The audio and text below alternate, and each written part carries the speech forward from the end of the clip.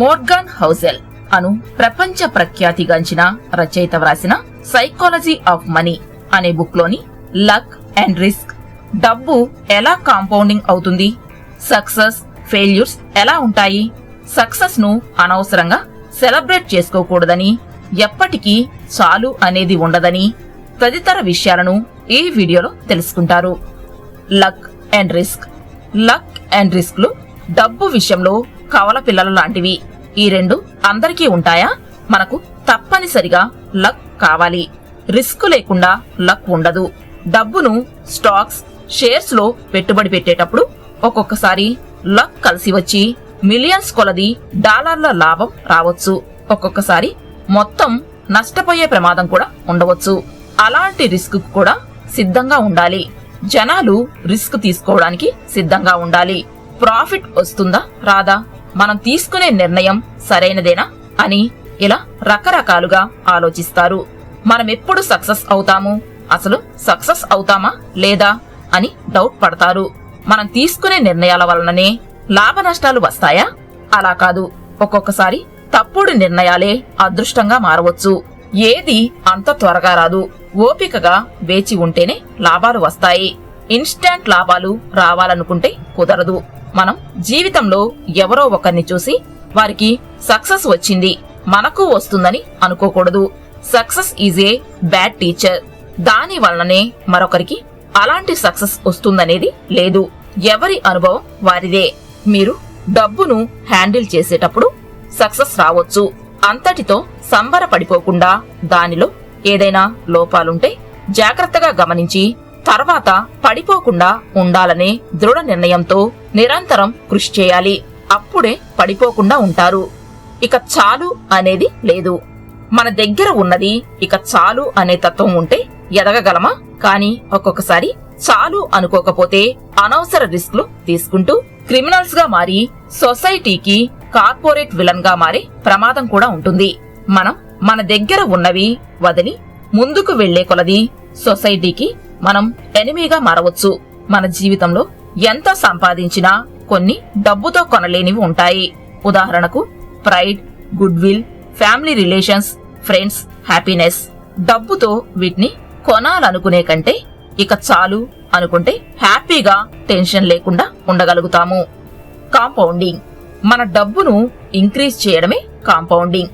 డబ్బును మల్టిప్లై చేయడం, డబ్బు సంపాదించడమే కాదు, మనం ఎంతసేపు ఇన్వెస్ట్ చేసిన తరువాత వెయిట్ చేశాము, ఎక్కడ ఇన్వెస్ట్ చేస్తున్నాము అనే దానిని బట్టే మన డబ్బు వృద్ధి చెందుతుంది.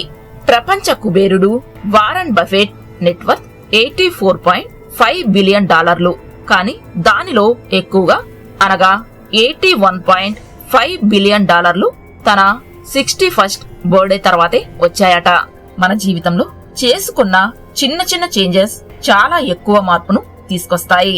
వారెన్ బఫెట్ తన 10వ సంవత్సరం నుండి పొదుపు చేయడం ప్రారంభించబట్టే తన 61st బర్త్డే నాటికే $81.5 బిలియన్ సంపాదించగలిగాడు.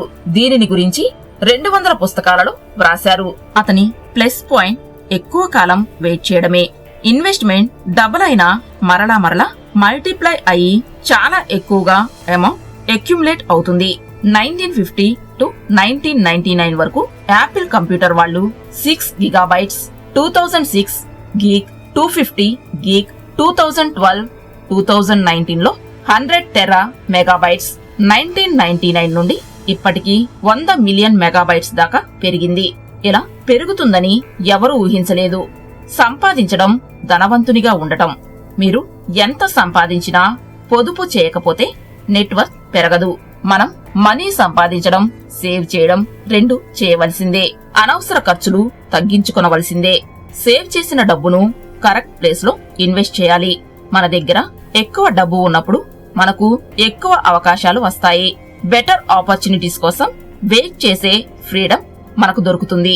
మనకు పేషెన్స్ ఉండాలి.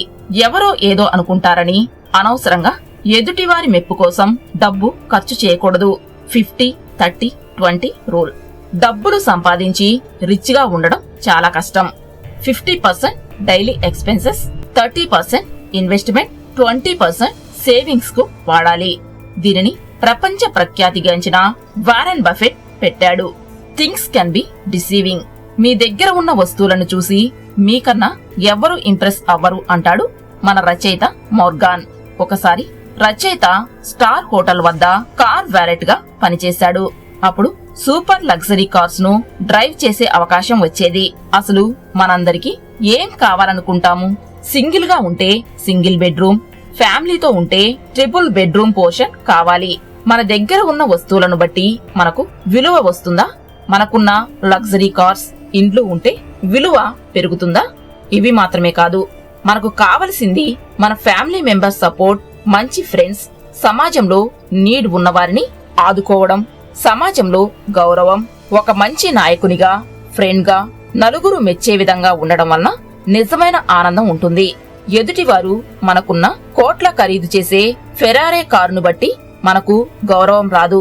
మన మనసును బట్టి, మన ప్రవర్తనను బట్టి మనకు గౌరవం లభిస్తుందని తెలుసుకుంటేనే ఈ యాంత్రిక జీవితం నుండి బయటకు వస్తారు.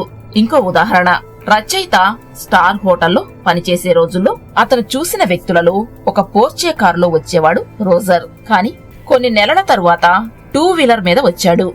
ఏమైంది అని అడుగగా, నేను ఈఎంఐ కట్టలేకపోయాను, దానిని ఫైనాన్స్ కంపెనీ వారు తీసుకెళ్లారని తెలిపాడు. ఖరీదైన వస్తువులు చూసి వారిని రిచ్ గా భావించలేం ఫ్రెండ్స్.